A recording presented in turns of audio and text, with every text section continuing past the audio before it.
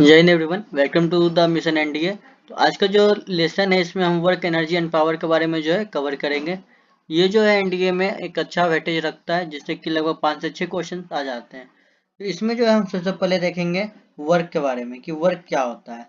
तो वर्क जो है एक कांस्टेंट फोर्स से जो है जब कोई भी ऑब्जेक्ट मूव करता है फोर्स के डायरेक्शन में, जैसे कि ये एक ऑब्जेक्ट है, इसको हमने अगर जो फोर्स लगाया और ये जो ऑब्जेक्ट है वही फोर्स के डायरेक्शन में मूव करता है, तो इसको जो है हम वर्क कहेंगे।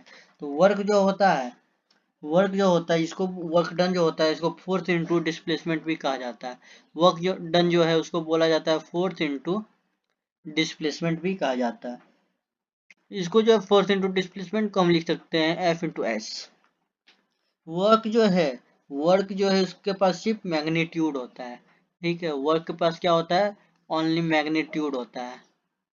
ओनली मैग्नीट्यूड होता है। इसके पास जो है डायरेक्शन नहीं होता है। No direction. ठीक है, इसके पास जो है डायरेक्शन नहीं होता है। इसके बाद जो है इसके बारे में हम जब पढ़ेंगे तो इसमें जो है तीन टाइप होते हैं इसके। ठीक है, नीचे देखेंगे फंडामेंटल ऑफ वर्क है। इसमें जो सबसे पहला पॉइंट जो दिया गया है ये work done bye constant force. Work is defined as the product of force applied and the displacement in the direction of the force। जैसे कि हमने ऊपर में देखा, जब हम कोई भी ऑब्जेक्ट को फोर्स लगाएंगे और वही डायरेक्शन में जो है फोर्स के डायरेक्शन में जो ऑब्जेक्ट मूव करता है तो उसको वर्क डन कहते हैं कांस्टेंट फोर्स में। तो वर्क डन जो है ये एक स्केलर क्वांटिटी है जिसको कि जूल में मेजर किया जाता है। स्केलर क्वांटिटी इसलिए क्योंकि हमने अभी ऊपर पढ़ा है इसके पास जो इसकी मैग्नीट्यूड होता है डायरेक्शन नहीं होता है। इसके बाद जो है हम देखेंगे टाइप्स ऑफ वर्क। तो टाइप जो है इसके पॉजिटिव होते हैं, नेगेटिव एंड जीरो होता है। तो वर्क जो है पॉजिटिव भी हो सकता है, नेगेटिव भी एंड जीरो भी। इसके बारे में थोड़ा बहुत जो है हम पढ़ेंगे।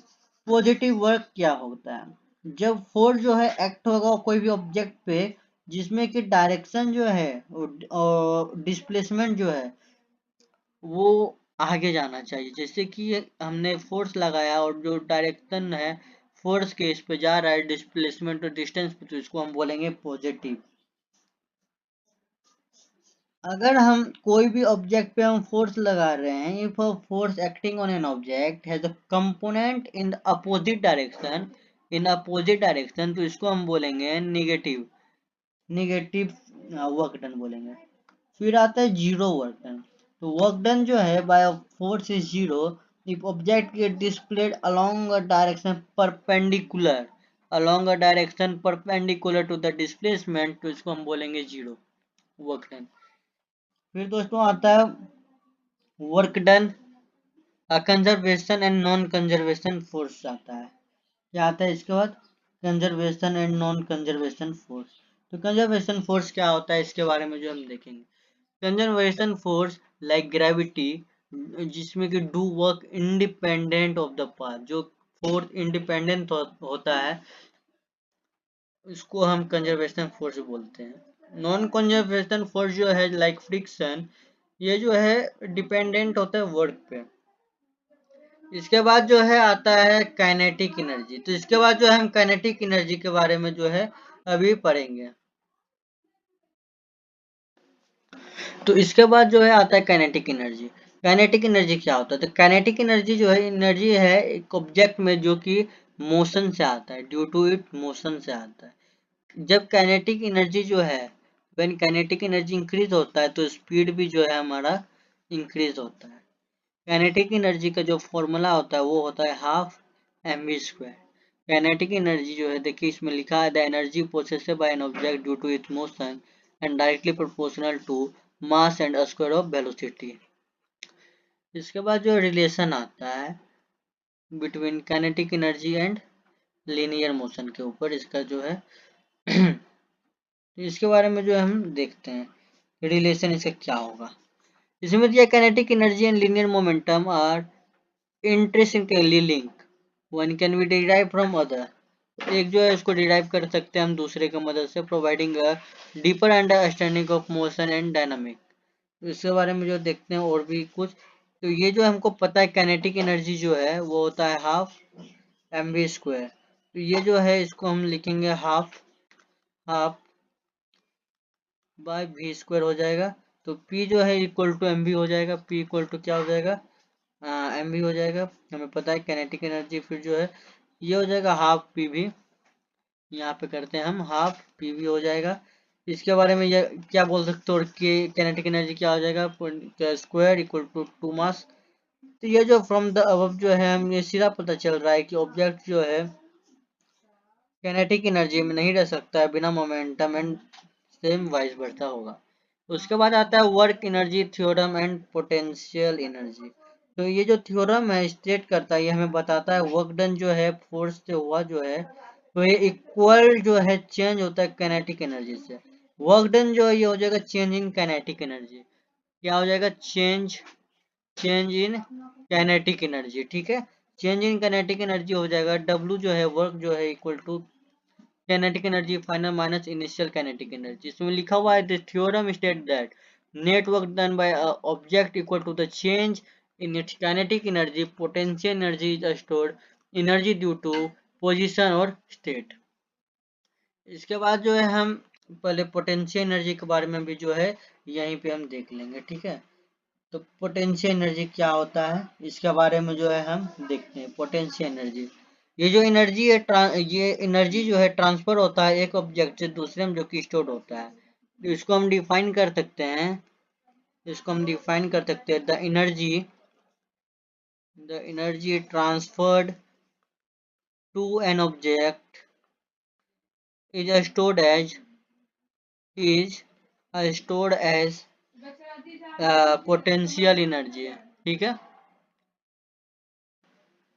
इसके बाद जो है हम पोटेंशियल एनर्जी का जो है इसके बारे में देखेंगे। पोटेंशियल एनर्जी जो है इसका फॉर्मूला होता है m इंटू जी इंटू एच। पोटेंशियल एनर्जी जब है बढ़ेगा तो ये जो है हाइट के ऊपर ही डिपेंड होता है। किसके ऊपर डिपेंड होता है, हाइट के ऊपर डिपेंड होता है। तो इसमें जो है हम लिख सकते हैं, एक और चीज लिख सकते हैं जो कि बहुत ही ज्यादा इम्पोर्टेंट है। वो हो सकता है, वो होगा एम जी एच। क्या होगा, M G H plus half M V square plus half M V square जो है ये हमेशा कांस्टेंट बनाएगा। तो ये जो है हमें फिर याद रखना है। उसके बाद आता है exploring energy forms of energy and the law of conservation. Law of conservation of energy क्या कहता है इसके बारे में हम देखेंगे। इसमें इसमें ये होता है energy can only be converted from one form to another. ठीक है, क्या होता है एनर्जी जो है सिर्फ वन फॉर्म जो होता है उसका वन फॉर्म से जो है अनदर फॉर्म में कन्वर्ट किया जा सकता है। अनदर फॉर्म में जो है कन्वर्ट किया जा सकता है इसको। ये जो है कभी भी क्रिएट नहीं कर सकते और ना ही इसको डिस्ट्रॉय कर सकते हैं। It can not be created, it can nether be created और नॉर बी डिस्ट्रॉयड। इसको जो है हम बोलते हैं law of conservation of energy. जैसे कि यहाँ देखिए ये डायग्राम में आपको दिया गया है कैसे करके एक फॉर्म से अनदर फॉर्म में इसको दिया जाता है। इसके बाद आता है काइनेटिक एनर्जी का जो है डेरिवेशन, वो भी कैलकुलेशन के साथ। तो आइए ये देखते हैं। इसमें आप देख सकते हैं यहाँ पे दिया गया है डेरिवेशन। काइनेटिक एनर्जी जो है हाफ एम बी स्क्वायर होता है। डिराइव जो है वर्क डन जो है एक्सलरेट होता है object at rest and certain velocity के साथ। कैलकुलेशन में दिया है to calculate simplify plug mass velocity v of the object into the formula दिया है हमारे पास half m b square. Remember use constant kilo mass velocity. Real work example moving car. कुछ एग्जांपल दिया गया है जैसे कि एक मूविंग कार है, एक moving car, flying bird, rolling ball and a spinning top. ये सब जो कुछ एग्जांपल दिए गए। फिर आता है potential energy gravitation elastic potential energy explained. Gravitational potential energy, ये जो स्टोर एनर्जी होता है due to object position within a gravitational field.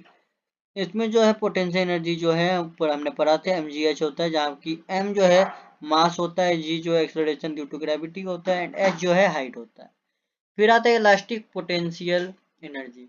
Stored energy is an elastic material like a spring और rubber band when it is stretched और compressed, calculate as potential energy जो equal to half kV2 where k जो है spring constant और x जो है हमारा displacement हो जाता है। फिर आता है despairing power rate of doing work and it's practical application WT definite. Power क्या होता है? Power is the rate at which work is done or energy is transferred. It is measured of it is measured of